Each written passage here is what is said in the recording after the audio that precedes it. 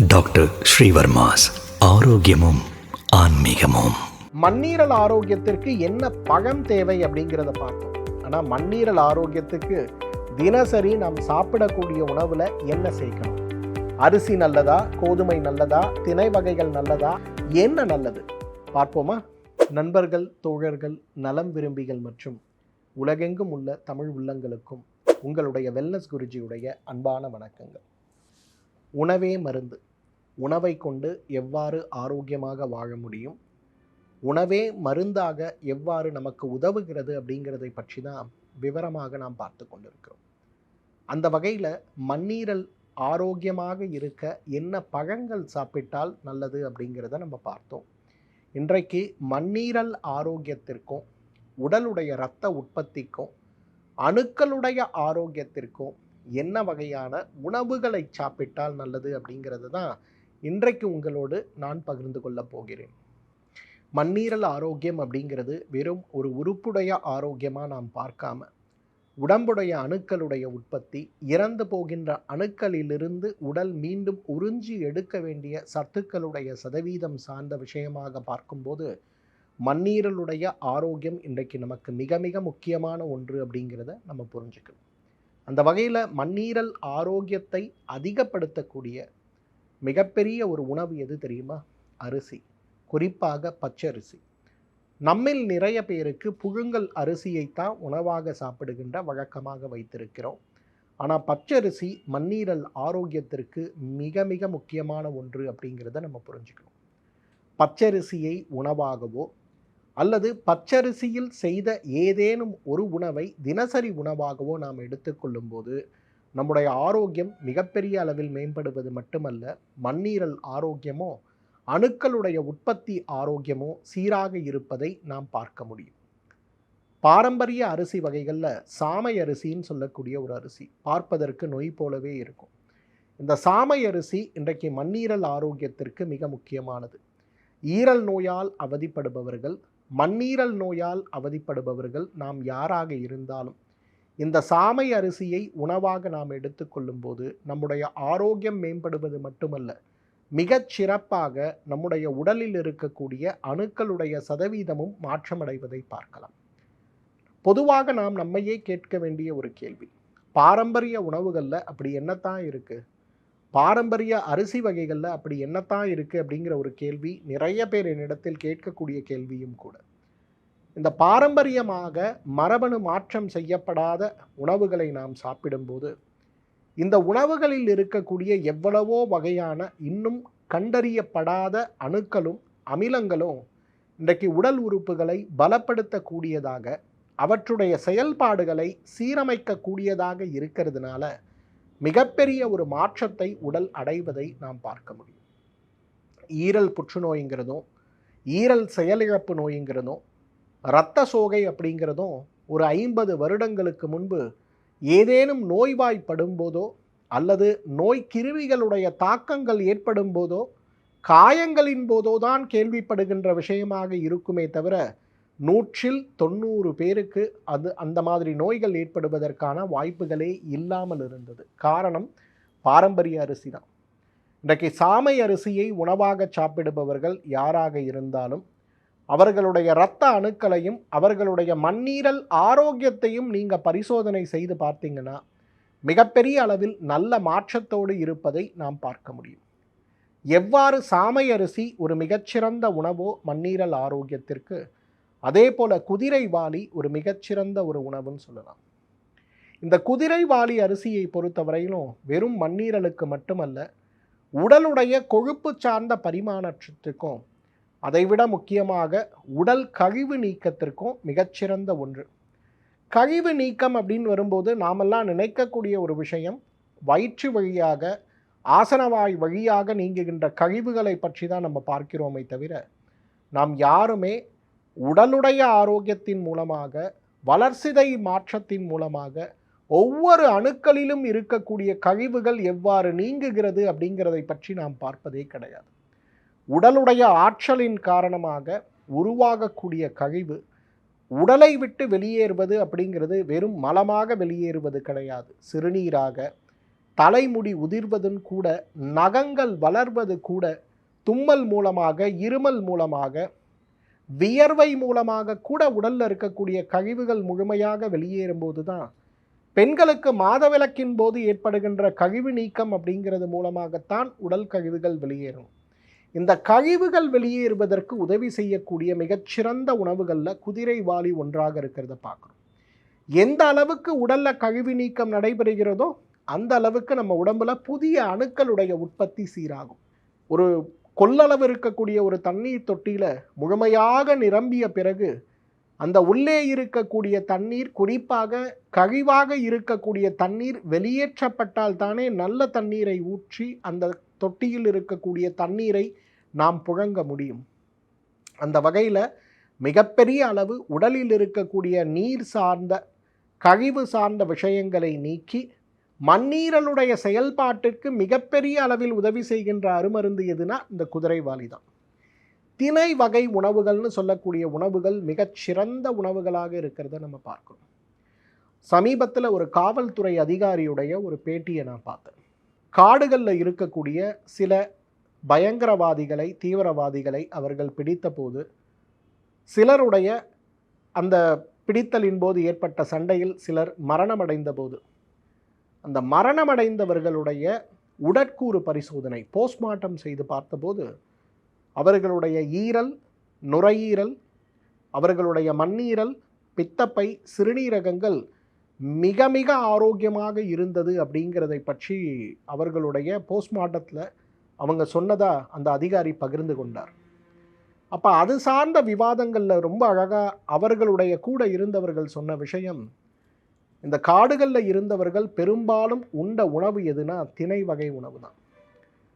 தசைகளுடைய பலம், எலும்புகளுடைய பலம், உடலுடைய உள்ளுறுப்புகள்னு சொல்லக்கூடிய நுரையீரல், ஈரல், சிறுநீரகங்கள், மண்ணீரல், பித்தப்பை, கணையம் சார்ந்த உறுப்புகளுடைய பலம் மற்றும் ஆரோக்கியம், இவை அனைத்தையும் நிர்ணயிக்கக்கூடிய காரணியாக இருப்பது திணை வகை உணவு தான் அப்படிங்கிறதுக்கு இதைவிட சிறந்த ஒரு எடுத்துக்காட்டு நமக்கு தேவையில்லை.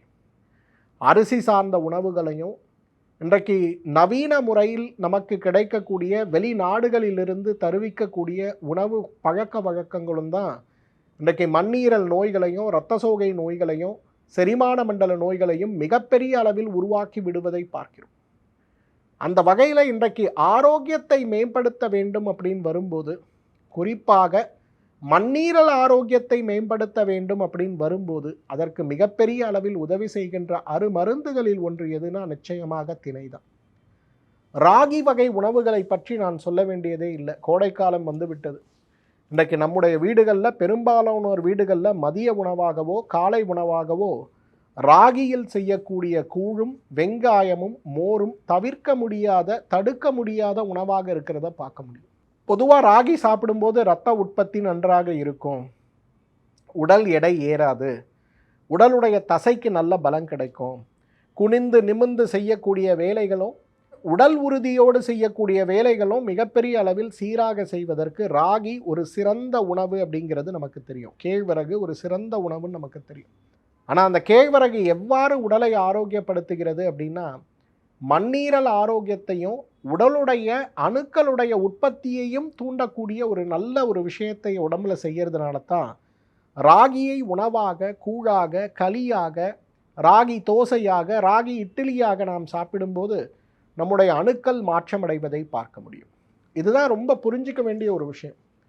இன்றைக்கி இரத்த சோகைக்கு ஒரு மருந்து, ஈரல் செயல்பாட்டுக்கு ஒரு மருந்து, ஜீரண உறுப்புகளுக்கு ஒரு மருந்து, மலம் கழிப்பதற்கு ஒரு மருந்து, ஒருவேளை இவை அனைத்தும் செய்தும் நம்ம உடம்புல இரத்த உற்பத்தி அதிகமாகவில்லை என்றால் இரத்த உற்பத்திக்கான ஊசி மருந்துகளும் சத்து மருந்துகளும்னு இன்றைக்கு மருத்துவமனையையும் மருந்தையும் நாடித்தான் நிறைய பேர் இருக்கிறத பார்க்க.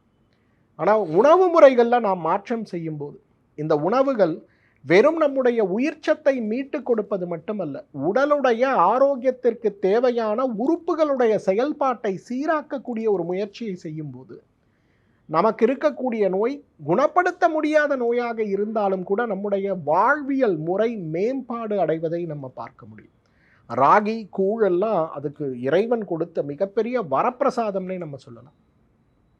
எவ்வாறு ராகி ஒரு மிகச்சிறந்த ஒரு உணவாக மண்ணீரல் ஆரோக்கியத்திற்கு உதவுகிறதோ அதே போல உதவி செய்யக்கூடிய மற்றும் ஒரு உணவு எதுனா கோதுமை தான். கோதுமை மாவாக அரைத்து உணவாகவோ, கோதுமை அரிசியாக உடைத்து உணவாகவோ, கோதுமை கஞ்சியாகவோ அல்லது கோதுமை சேர்ந்த பாரம்பரிய உணவாக நாம் எடுத்துக்கொள்ளும் போது மண்ணீரலை தூண்டக்கூடிய மிகச்சிறந்த உணவாக கோதுமை இருக்கிறத பார்க்குறோம்.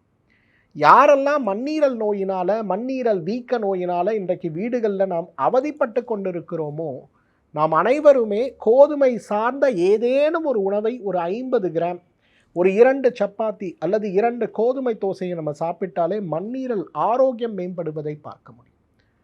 அரைக்கீரை இன்றைக்கு மிகச்சிறந்த கீரைகளில் ஒன்று. நாம் கீரையுடைய மருத்துவ பயன்கள் பார்க்கும்போதே அரைக்கீரையை பற்றி சொல்லியிருக்கேன். அரைக்கீரையுடைய மிகச்சிறந்த குணம் என்ன தெரியுமா? மண்ணீரல் நோய்க்கு மிகச்சிறந்த மருந்து. குழந்தை பிறந்த பிறகு, வயிற்றில் குழந்தை இருக்கும்போது, குழந்தையின்மை நோயினால் அவதிப்படும் போது கிராமங்களில் கூட இன்றைக்கு அரைக்கீரையை உணவாக கொடுப்பாங்க. ஏன் உணவாக கொடுப்பாங்க?